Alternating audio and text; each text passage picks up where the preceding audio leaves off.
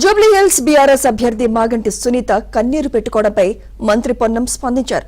వేదికల మీద ఇలా కన్నీరు పెట్టుకోవడం వెనుక కేటీఆర్, హరీష్ రావు ఉన్నారని, వారే రెచ్చగొడుతున్నారని పొన్నం విమర్శించారు.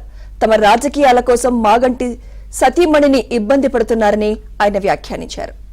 నేను జాలి పడతా ఉన్నా, నా సోదరి పట్ల ఎవరికైనా బాధ ఉండొచ్చు, కానీ వేదికల మీద రాజకీయ ప్రసంగాల మధ్య కన్నీళ్లు పెట్టుకొని సానుభూతి ఓట్లు సంపాదించాలనే ప్రయత్నం చేస్తున్న మీ కేటీఆర్, హరీష్ రావు, ఇతర టీఆర్ఎస్ నాయకులను కోరుతా ఉన్నారు. మీరు 10 సంవత్సరాలుగా జూబ్లీహిల్స్కి చేసిన అభివృద్ధికి సంబంధించిన చర్చ రెడీ. ఆ అంశం చెప్పలేక కన్నీళ్లు పెట్టుకొని ఒకరు ఓదారుతుంటే ఈ డ్రామా అంతా కూడా సినిమాలో చూసినట్టు అనిపిస్తూ ఉంది.